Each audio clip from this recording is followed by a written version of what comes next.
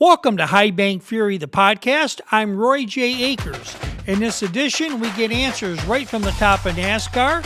We have Hendrick Motorsports owner Rick Hendrick and Hall of Fame CEO for Hendrick Motorsports, Jeff Gordan. Gentlemen, let's get started. Rick, what has it been like in anticipation of the championship race in Phoenix this year and afterward after the Larson win? I was thinking about that this morning and how hard it is to win a championship. And I remember very well the couple of days leading up to the banquet, calling everybody I knew, thanking them for helping me all of my life in racing, and so excited to share it with everyone, and being in New York and just really letting it sink in what a NASCAR championship really meant. So it's pretty special. In some ways it doesn't feel like it's been 30 years. In some ways it feels like it's been a long time. But I'm really thankful for Jeff in that first one. Jeff, when you were there and won that first championship all those years ago, the intensity that was surrounding that team, it seems to have kind of carried through Hendrick Motorsports over the years.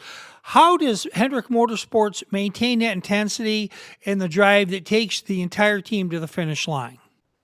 Yeah, I think it started with Rick and the culture that he built coming from the automotive business, and then incorporating those things into motorsports, the way that he wanted to see this company run, and the type of people that he felt like were important to be a part of it. And so that foundation was there, and then you started seeing, as the success started coming, and guys like Ray Evernham and Chad Knaus, and now you have Cliff Daniels and Rudy and Alan, and just guys that have won championships here, and the type of leadership that they have displayed. It's and each team has its own unique personality. I think they all lead in a strong way. They all work well together. But Cliff has his style and surrounds himself with the guys that fit into the culture of Hendrick, but also into the culture of that team. And then you have Rudy that leads. Both him and William are a little bit more quiet, right? They're a little more reserved, but they speak loud on race day and in their performance. And Kyle, I think is a very confident driver, drives anything and everything, is very well regarded as one of the best out there. And Cliff feels the pressure to deliver him that car and that team, and surrounds himself with people that want to do the same. And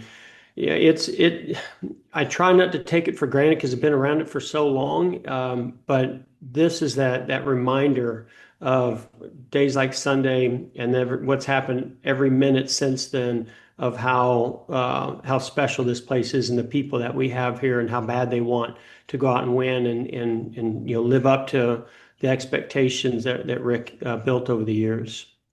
On the other side of this 30-second break, Rick and Jeff take our questions at the close of the 2025 NASCAR season. Are you ready?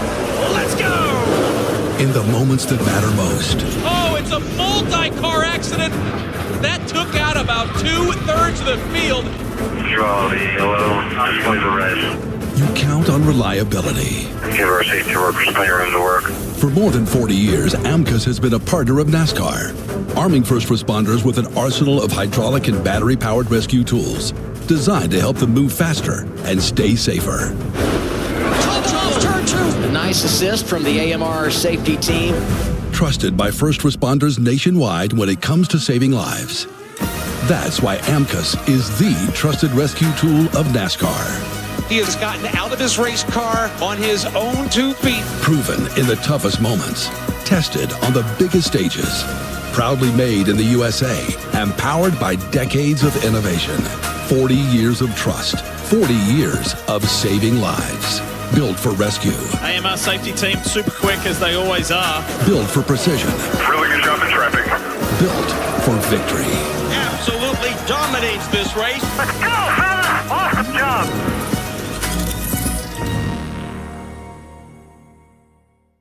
This is Roy J. Akers for the High Bank Fury podcast. We are found multiple times weekly where we talk to NASCAR drivers, cover stories, and those that shape the sport. This is not just another podcast. We get exclusive content, talk fantasy NASCAR racing, and spill the news before other media outlets drop their take. We are on all podcast channels, the YouTube channel, and can be found on skyviewsports.net. Check out High Bank Fury, the podcast, today. Well, we're back, and we have 2 questions left. Gentlemen, the end of the season is complicated with you having 2 drivers that were in the Final Four and also having the lawsuit coming up. There's a lot going on. What are your feelings on all of this? You know, he lights a fire under me, I will say. You know, sometimes I get my mindset, okay, what can we do to support him and help him? And you know, and Rick has always done that, you know, for everybody here. So that I look at the role now of, guys, what do you need? What can we give you? What are we not doing? Or, you know, on this, can't drive the car, can't work on the car, can't pit crew the car, but you know, the resources or whatever you need is here for you. And that's what Rick has always offered. And it's been amazing. And our guys will tell you, there's nothing that they're lacking from that side of things. So, you know, now, you know, sometimes when maybe I am taking a little bit more of a step back and not getting fired up, he gets fired up, and then that gets me fired up. So we work off of one another. It's exciting. It's fun. And it just, you know, it's just one of those things that I think our teams appreciate how involved Rick is and how much he cares about it, and how driven he is, and how competitive he is. And I think for me, you know, being one of those competitors gives me a bit of an edge of, I do know what they're going through. Cars have changed, championships and some things have changed, but I do know what they're going through. And you try to analyze personalities and say, what does that person need to get a little bit more out of themselves? Or what do they need right now? Is it a pat on the back? Or do they need, you know, crack the whip? And I think Rick reads the room better than anybody I've ever met in my life in any situation. And so I've learned a tremendous amount from him of when to back off and when to maybe light the fire a little bit more. And very, very appreciative of you guys. A really quick follow-up. Rick, you know, in my heart, I feel like no matter what's going on in the news or who wins the championship, despite the legal things that are going on with NASCAR, the championship format discussion, all of that is intertwined in us talking about the finale and who's the champion. How much do you hope that to the end of the year, some of that and the champion gets the due no matter who it is? Do you understand what I mean? Yeah, listen, everybody, those 4 drivers that are going out there in those 4 teams, that's all they care about is winning the championship. All the other stuff that's going on, I mean, that's not even on our radar. You know, we want to win. Joe Gibbs wants to win. And Jeff has coached William at Martinsville because nobody's been more successful there than Jeff has. And we've won 30 races there. I can't believe it. But Jeff coaching them, hey, he's been there, he knows. But those guys, William's been there 3 times now and in a row, and Kyle's, he's won a championship. So our guys really know what to do, and they are laser focused, and we don't pay any attention to anything other than, as Jeff said, what do you need? You know, how do you want to get there? What do you need that you don't have?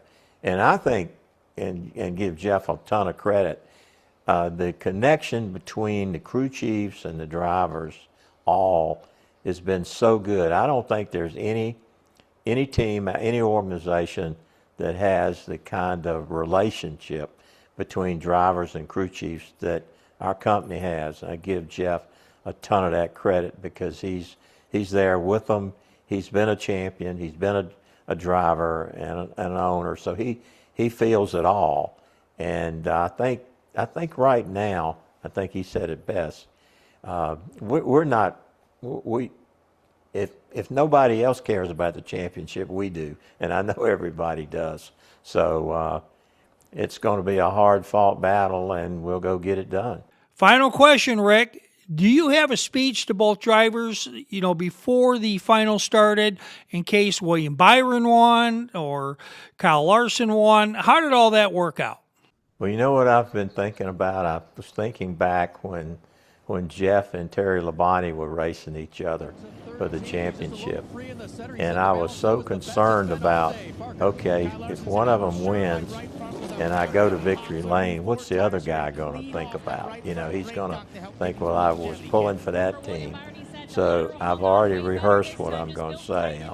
I'm going to tell both teams, look, when you look up, I'm going to go shake the loser's hand, or the guy that finished behind, and then go to victory. I hope that's the problem I have. I hope that I'm going to be dealing with going to victory lane. But I'm going to tell them both, and this is what I tell them every week, hey, you guys have done a heck of a job. You've really won by being here. You've put yourself in this position to win. And no matter what happens, we've got the big mo for next year.